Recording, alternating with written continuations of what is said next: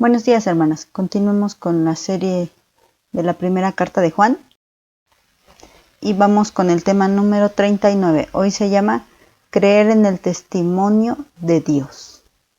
Vamos a leer las siguientes citas bíblicas. Vamos a concluir los versículos que hemos estado estudiando del capítulo 5 de esta segunda sección. Vamos a leer a partir del 9. Dice así: Si recibimos el testimonio de los hombres, mayor es el testimonio de Dios, porque este es el testimonio con que Dios ha testificado acerca de su Hijo.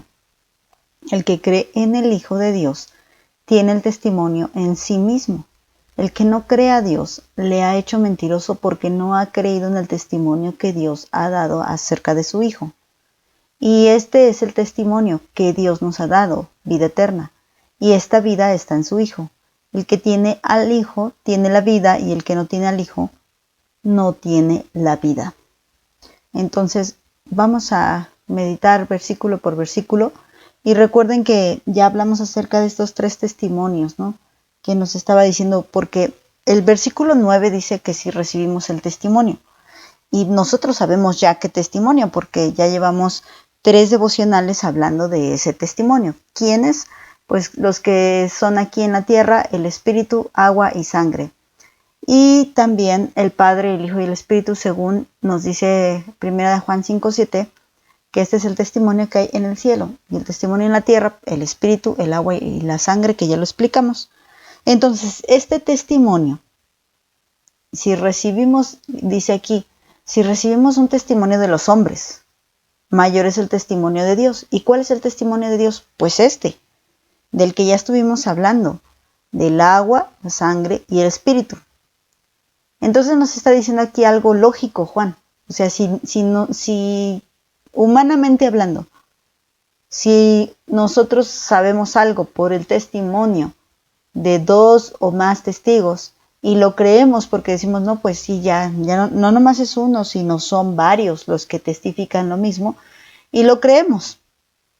Dice, si recibimos el testimonio de los hombres, que son polvo, que son nada, que somos polvo, recuerden, pues mayor es el testimonio de Dios. Y Dios ha dejado a estos 3 testigos, digo, físicamente hablando, para que nosotros no dudemos en nada de la obra redentora de Dios y de la obra que el Señor, nuestro Padre Celestial, ha hecho a través de su Hijo Jesucristo. Recuerden que la obra de la salvación es el Padre, el Hijo y el Espíritu salvan, porque el Padre envió a su Hijo, el Hijo dio su vida y el Espíritu Santo nos convence para salvación. Entonces este es el testimonio de los 3 en el cielo y el testimonio de los 3 en la tierra es agua, sangre y espíritu. Por eso nos dice Juan, bueno, si ustedes reciben el testimonio de los hombres, pues cuanto más deben recibir el testimonio de Dios, porque es mucho mayor que el testimonio de las personas. Y dice, este es con lo que Dios ha testificado acerca de su Hijo, ya lo hablamos. Y de esa voz que, como dice, que testificó, este es mi Hijo amado. Y que en todo momento nuestro Dios estuvo confirmando que efectivamente Jesús es el Hijo de Dios. Y que no era cualquier hombre que dijera alguna mentira, sino que Él en verdad hablaba. Y de la verdad nos enseñaba. Versículo 10 dice, el que cree en el Hijo de Dios tiene el testimonio en sí mismo. Porque si 3 son los que dan testimonio acerca de Jesús, si tú crees en Jesús, entonces el testimonio ya es parte de ti. Porque el Espíritu ya vive en ti. El Espíritu de Dios no solamente te dice que Jesús es el Hijo de Dios, que esto es lo principal, obviamente, sino que además te dice que tú eres hijo de Dios. Pero bueno, ya hago esta aclaración. Nuestro Señor Jesús es el Hijo de Dios porque tiene su deidad, pero nosotros somos hijos de Dios porque hemos sido santificadas y apartadas para Él. Luego dice, esto es lo que pasa con los que creen. Ellos tienen al Hijo y tienen en sí el testimonio, en sí mismos. Pero los que no creen a Dios, entonces es como tomarle por mentiroso. Le han hecho mentiroso, es como decir, no eres confiable, no te creo. pero aquí están los 3 testigos. No, no, eres tan mentiroso que no te creo. Eso le dice la gente que no cree que Jesús es el Hijo de Dios, porque hay un testimonio en la tierra y ellos no lo creen. Hubo esto a un gente estudiosa, de la palabra de Dios. Ellos mismos han dicho que todos los evangelios que tenemos en la palabra de Dios y todo lo que está escrito en la palabra de Dios, pues se cree que es el canon bíblico porque no tienen lugar a dudas de que son libros auténticos, de que no fueron escritos por nadie más, sino por la persona que dice ser escrito, y en aquellos años y en los años que se cree que se escribieron, efectivamente, pues con diferentes pruebas lo hacen. Por ejemplo, qué clase de tinta utilizaban en aquellos tiempos, qué clase de papel, y tiene que coincidir con el papel o el escrito que hayan encontrado. Entonces, ellos saben que efectivamente la palabra de Dios es auténtica y que efectivamente se escribió en aquellos tiempos. No estoy diciendo que los científicos crean en que la palabra de Dios es palabra de Dios, solamente en que fueron escritos de aquellos tiempos. Entonces, estos apóstoles que escribieron en aquellos tiempos fueron gente que vio y que escuchó con sus propios oídos la voz de Dios testificando quién era el Hijo de Dios. Los apóstoles, me refiero a ellos, y la multitud que escuchaba los truenos y todo esto, que veía las tinieblas cuando nuestro Señor fue crucificado. Por ejemplo, los pastores que vieron a los ángeles anunciando la llegada de nuestro Señor Jesús, la voz del cielo que se oyó cuando nuestro Señor Jesús fue bautizado. Bueno, el chiste es que este es el testimonio, y el que cree, entonces tiene a Jesús, a Cristo. Y el que no cree, entonces está tachando a Dios de mentiroso.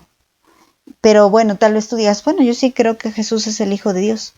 Pero ¿tú crees en toda la palabra de Dios? ¿Tú crees en sus promesas? ¿Tú crees en sus advertencias? ¿Crees en sus mandamientos? ¿O le tomas a Dios por mentiroso?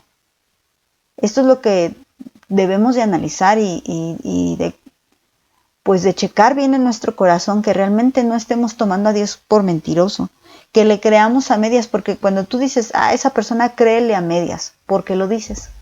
Pues porque algo le sabes, ¿no? Porque dices, no, es re mentiroso o re mentirosa. Pero tú no puedes decir eso de Dios. Créele a medias a Dios para nada, porque Dios jamás ha mentido, porque eso va en contra de su naturaleza. Él es verdad, y en la verdad no hay nada de mentira.